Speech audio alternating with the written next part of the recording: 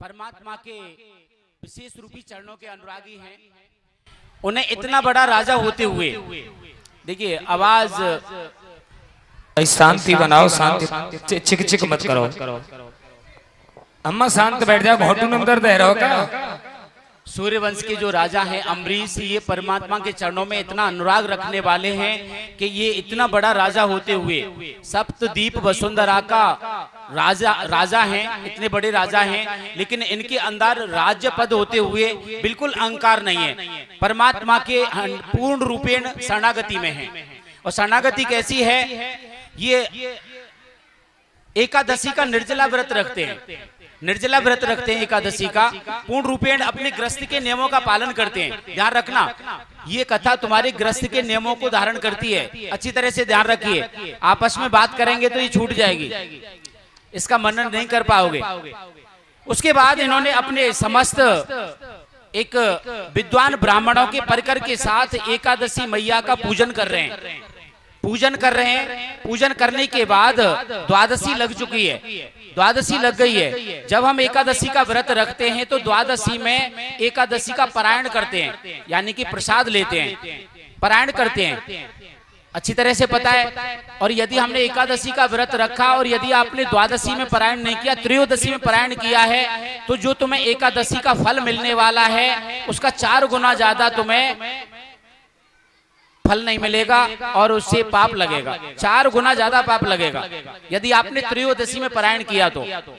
यहाँ जैसे ही अपने समस्त विद्वान ब्राह्मणों के परिकर के बीच में पूजन कर रहे हैं, द्वादशी लग चुकी है, द्वादशी जाने वाली है, द्वादशी में पूजन हो रहा है, पारायण वाला पूजन हो रहा है, जाने वाली है द्वादशी।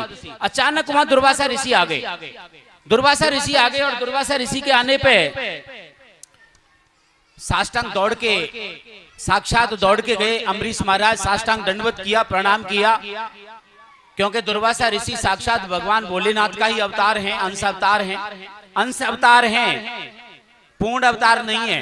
ध्यान रखना क्या कह रहे हैं, अंश अवतार हैं, पूर्ण अवतार नहीं है, अंश अवतार हैं भगवान भोलेनाथ का। तुरंत ही गए, करबद्ध प्रार्थना की, आचमन कराया, अर्घ दिया, पूजा की उनकी, करबद्ध सामने खड़े हुए और कहने लगे कि हे महापुरुष, हे महात्मन, समय भोजन करने का है, प्रसाद पाने का है, बताइए आप प्रसाद लें, चलें। दुर्वासा ऋषि कहने लगे कि अभी हमारा कुछ नित्य कर्म बाकी है, हम वो नित्य कर्म करके आते हैं, उसके बाद हम प्रसाद लेंगे। दुर्वासा ऋषि अपने समस्त और ऋषियों के साथ परिकर के साथ चले गए, लेकिन वो देर हो गई आने में देर हो गई। तो द्वादशी जाने वाली है, त्रयोदशी लगने वाली है। अब ग्रस्त का सबसे बड़ा नियम है, ध्यान देना अच्छी तरह से, ग्रस्त का सबसे बड़ा नियम है कि आपके यहाँ कोई अतिथि आ गया तो अतिथि को भोजन कराने से पहले यदि आप भोजन करते हैं तो आपका पितृदोष प्रबल हो जाएगा। समझ रहे हो? आपका पितृदोष प्रबल हो जाएगा, आपके घर में पितृदोष आ गया, ये समझो, ये ग्रस्त के नियमों के उल्लंघन है। लेकिन ये राजा अम्बरीश हैं, सूर्यवंश के पराक्रमी हैं, बड़े धर्मात्मा हैं, इसलिए जानते हैं ग्रस्त का नियम क्या है, तो फंस गए। यदि ये पारायण करते हैं त्रयोदशी में तो इनको 4 गुना ज्यादा पाप लगेगा, और यदि ये अब द्वादशी में पारायण करते हैं तो दुर्वासा ऋषि को भोजन कराने से पहले पारायण कर लिया तो इनके ग्रस्त धर्म का पालन छीन होता है। अब फंस गए तो तुरंत ही विद्वानों से कहने लगे कि अरे विद्वानों बताओ अब हम क्या करें। तो विद्वानों ने तुरंत ही निष्कर्ष निकाला और कहा, विद्वान ब्राह्मण कहने लगे, आचार्य कहने लगे कि महाराज आपका निर्जला एकादशी है, आपका पारायण भगवान के चरणों तक से ही हो जाएगा, भगवान के पंचामृत से ही हो जाएगा आपका पारायण, तो आप भोजन थोड़ी करेंगे। आपके निर्जला का पारायण भी हो गया, त्रयोदशी भी नहीं लगी, और आपने ग्रस्त का उल्लंघन भी नहीं किया, ग्रस्त के पालन का नियमों का उल्लंघन भी नहीं किया। तुरंत ही मान लिया, साथ ही साथ मान लिया, ऐसा ही किया। परमात्मा का जो पंचामृत है वो लिया और पान कर लिया, पारायण हो गया।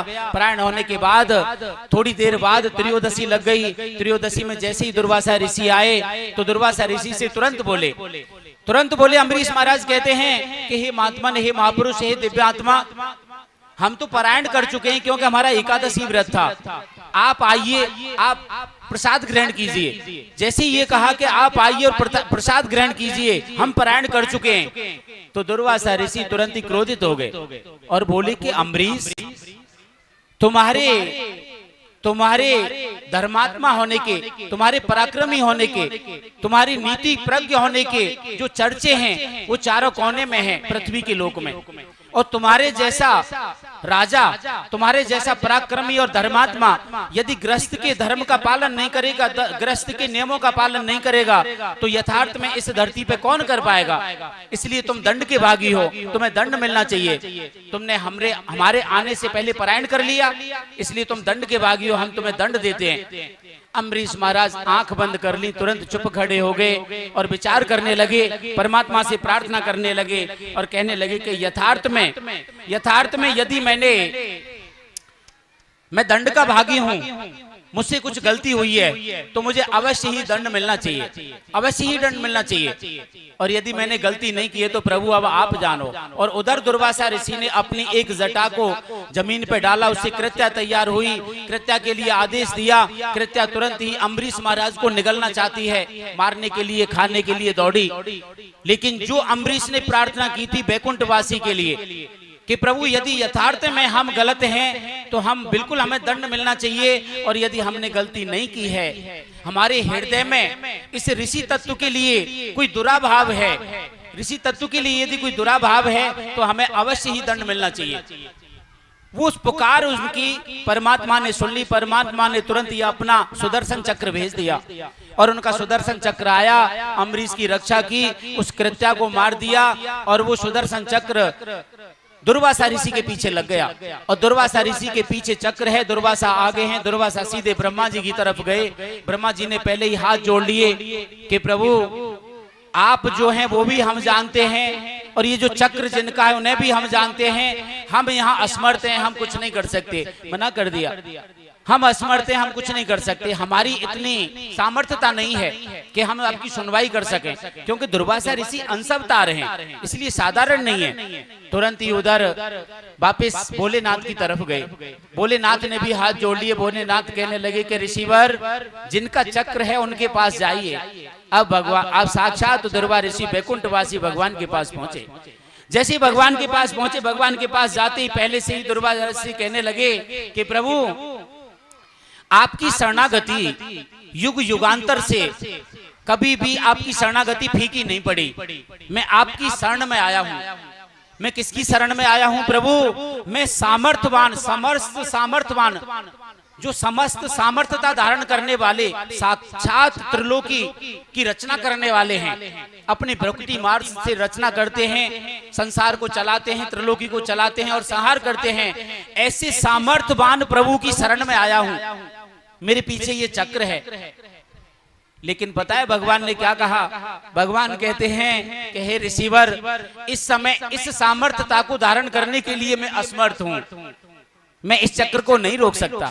दुर्वासा ऋषि आश्चर्यचकित हो गए और तुरंत करवद्ध खड़े हुए और कहने लगे कि क्या प्रभु आपकी सामर्थ्यता, आज आपकी सामर्थ्यता निस्तृत हो जाएगी, निस्तेज हो जाएगी, आपकी सामर्थ्यता का जो तेज है वो खत्म हो जाएगा, क्या ऐसा हो सकता है? तुरंत ही भगवान कहने लगे कि हे ऋषिवर, हम आपका बचाव बता देते हैं, हमारी सामर्थ्यता निस्तेज नहीं होगी, हम आपके लिए उपाय बता देते हैं कि इस चक्र से बचने का उपाय। तुरंत ही बचने का उपाय बताया और कहा कि जिनकी रक्षा के लिए चक्र गया था, इस सुदर्शन चक्र को वो ही रोकेंगे। अब ये हमारे आदेश से बाहर हैं, हम इनके लिए आदेश दे चुके पहले। इसलिए दुर्वासा ऋषि तुरंत दौड़ के अम्बरीश महाराज के पास आए। अम्बरीश महाराज ने जैसे ही दुर्वासा ऋषि को देखा तो तुरंत ही साष्टांग दंडवत किया। दुर्वासा ऋषि शरणागति दिखाते हैं। दुर्वासा ऋषि ने इशारा किया कि हे अम्बरीश, पहले इस चक्र के लिए आज्ञा करो। चक्र के लिए आज्ञा की, चक्र वापस चला गया, चक्र वापस चला गया।